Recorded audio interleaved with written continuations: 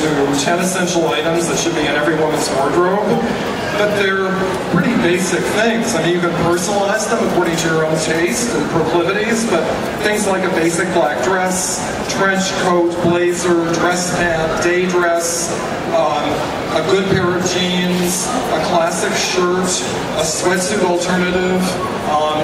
I would never say to anyone, this month you need to run out and get X. I was with Nina Garcia on Good Morning America fall a year ago, and Robin Roberts asked us, what's the one item every woman should run out and buy?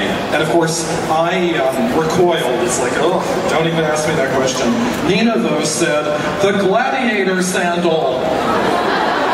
Gladiator sandal? I said, most women don't even have time to put it on. So, it's only an item of the month if you want it to be. Tim on the left side, second row. Hi. Hi, we don't only love Project Runway, we love you. Thank you. We don't make a lot of money as teenagers, so you we'd have a lot of company. So we'd like to know what your favorite affordable store is. You know, I just have to tell you, I really subscribe to shopping on a budget. I do myself. I find that when we shop on a budget, we're much more mindful about, do we need the item? How does it fit into our wardrobe? How will it transition for us? And what kind of use will we have with it? I find that when I'm with women who have very deep pockets and can just splurge, they buy a lot of reckless, willy-nilly things that they don't know whether they're going to use or not. I have to say, in this new era of retail where everything is on sale, I used to have a refrain, which was, don't buy it on sale unless you pay full retail for it. That's gone out the window for me. And the reason is, there are so many things on sale that we can afford that we could never have paid full retail for. So I've readjusted that, recalibrated it. But there are lots of places. Do you have H&M here? No? Do you have Zara? No? Do you have Banana Republic? Okay, go to the sale rack. In fact, I'm wearing a banana suit right now.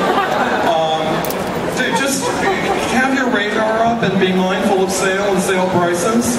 There's no reason to spend a lot of money anymore. There just isn't. What's your most regrettable fashion choice that you made in the past? Oh my God. The 1970s. Horrible. Absolutely, atrociously horrible. And it doesn't help that we're reliving the 80s, because I didn't like the 80s either. Yeah, no, the 70s, forget it. I'd take the 80s over the 70s any day, frankly. Tim on the left side, our final question.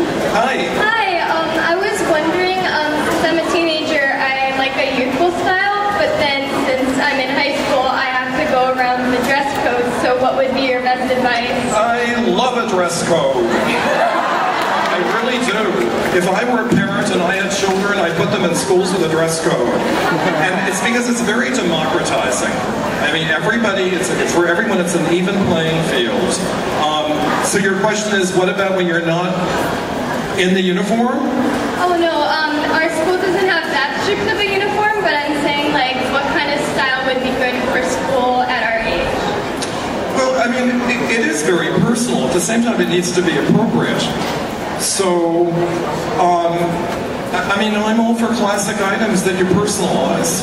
You know, classic dress pants and blazers and skirts, but personalize them. It doesn't mean they have to be boxy menswear tailored items by any means. You know, in my book, my new book, I tell a little anecdote about a charity lunch that I attended. I was bought by a mother because she wanted her daughter to be able to meet with me.